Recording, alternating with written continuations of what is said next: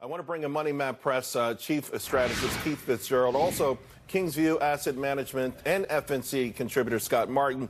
Keith, I'll start with you. You know, the market felt like maybe it was starting to stabilize a little bit this morning because after Apple's warning last night, we did get some interesting things this morning. Robert Kaplan, Dallas Fed chief, saying, hey, they shouldn't hike rates for at least 6 months. Also reconsider quantitative tightening. We had a major mega deal in a biotech drug space, and then the ADP 271,000 jobs. All that went out the window when that ISM number, still expansion, came in less than Wall Street expected. We lost 300 points in a flash of an eye. Well, we did. And, you know, the thing about the Fed, right, that's the first logical thing that's come out of the Fed's mouth collectively since, I don't know, October or so. So that's a good thing, but it was too little too late. The damage had already been done. The other thing that's going on is you've got huge institutional portfolios that are rebalancing right now. You're talking 60, 80, $100 billion at a shot, and that's going to move markets. When you throw in the witch's brew of bad numbers or weaker than expected, it's all out to the downside. They couldn't catch a bid. That's why we went down so fast. Real quick, Keith, what does that mean, rebalancing? For people who are watching the show, what exactly are you saying? Okay, so let's get out of the institutional speak. It's a very simple concept. If you have too much in one pile, you put some in the other. The theory, particularly for institutions, is you want so much in this kind of stock, so much in this kind of bonds, so much in real estate and in other investments. The problem is, unlike individual investors, they can't just walk in and say, I need 100 shares of Microsoft. They've got to say, I need 100 billion shares of Microsoft, and that requires a computer to do all the buying and selling. That's why this gets so violent so quickly, is because the computers trade faster than you and I can make decisions. I can tell you, Scott, you know, maybe the headlines tomorrow morning will focus on the Apple news and the China slowdown and the trade war. But to me, you know, the instability part of these swoons that we've seen since October, these big giant gulfs, you know, just like air pockets to the downside, computer-generated algorithms, and it just seems like it's having a really deleterious impact on the investing. Yeah, I mean, algorithmic or not, it's not great to see. And what's funny, Charles, about that new kind of regime, let's say this market's in that you and Keith talked about, which is totally this shoot first and ask questions later type of market, was not the case leading into October. I mean, yes, breadth was thinning out, meaning there were less, you know, all-time highs than all-time lows and so forth. And, you know, the advanced decline line was decreasing. But the reality is this market has turned into a psychological nightmare of where if there's any bad news whatsoever, because you mentioned some good news today on the non-farm payrolls report, manufacturing, etc., any good news gets blown away by something that's bad. So until time, frankly, my friends, works this out, which takes time for the market to find price, takes time for these sellers to go away, this is the kind of market we're going to stay in. And again, you know, it's the interpretation of what is quote-unquote bad news. 54.1 was the number. The street was looking for 57.9. Anything above 50 is expansion. It's expanded for 116 straight months. It's moving at a slower rate.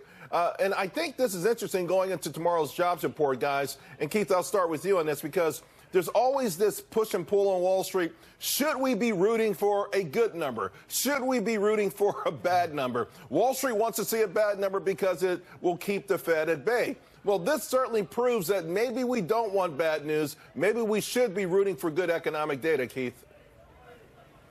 Well, you know, at the end of the day, Charles, we've got thousands of years of market history that show that good news is actually what's valuable. So if there's a piece of advice, a key takeaway here, is that you look to the CEOs who have got good numbers and who have got growth and who have the capacity to raise prices in today's markets. Value is a very different proposition from price, and so that's what you got to concentrate at on times like the present. When the water gets rough, you figure out where the dock is and you sail straight to it. Never mind the currents. Scott, bad news being bad news in this case, you know, news that wasn't as good as anticipated being devastating news. Where does that put us vis-a-vis tomorrow's jobs report in the Fed? It's a tough spot. I mean, you really hinted on the psychological effect of the markets today because now, like Keith just initiated there, why is good news suddenly bad because of what it does to the Fed? Yet all these, you know, acceptance with respect to how we can look at the future and say CEOs can raise prices, they can hire more workers, they can invest more in the businesses, they can expect more revenues because the economy is strong. So tomorrow, I think the number has to be somewhat like Goldilocks. It has to be not too hot, not too cold, even though we have indications of 270 plus, just to kind of be that, you know, 5 wood or whatever you want to hit off the tee, maybe a driver right down the middle of the fairway, because that's what the market market wants to see is something that comes in as expected. Guys, I'll ask you the same thing. You know, a lot of stocks are down, a lot of attractiveness out there. But let's start with an Apple. Keith, is this the kind of name, would you be considering or buying this on weakness right now? Well, I think Lou makes some very, very valid and intelligent points. I'm looking for 120, 125, and I do think I have some insight into what Tim Cook is thinking about and why he seems so calm. I think Apple is making a pivot into medical devices, and I believe that that is the narrative changer, to use Lou's term. When your doctor prescribes something that requires Apple operating system or even an Apple Watch or an iPad, that's when revenues become irrelevant and iPhone sales truly change. Should they make an acquisition to get there, though? Or should they just, again, do all of this organically? I think it's coming. I think they're sitting on cash. I think he's taking a playbook. You know, he's going to wait and see. But I agree here, too. I think they should make an acquisition because that's going to speed up Wall Street's thinking. Wall Street's the one that needs the jolt here. Analysts got it wrong again. Agree 1,000% there. Scott, what about you, bud?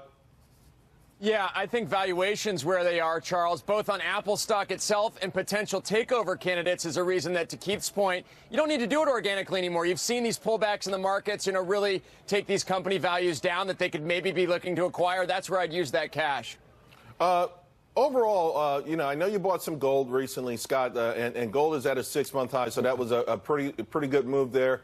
But I felt like it was a temporary move for you. Longer term, some of these, what would you, what would be sort of your time to jump in here, or would you like to see this market come down even further? Yeah, I'd like to see it come down further, but you're right, Charles. We do have gold here, and you're correct. It's kind of our spin on the ball right now. I mean, depending on the portfolio, it's a little bit of a piece. It's a little bit bigger a piece than some others, but it's that spin on the ball that's reducing volatility. Going forward, though, we're looking for a spot to really start to add to industrial companies here. If you look at stuff like 3M, Deere, Caterpillar, too, which have outperformed the S&P, say, in the last few weeks, those are areas we're looking to add to in light of a trade deal that we believe is coming with China at some point, let's say in the next 90 days or 180 days. All right, gentlemen, thank you both very much.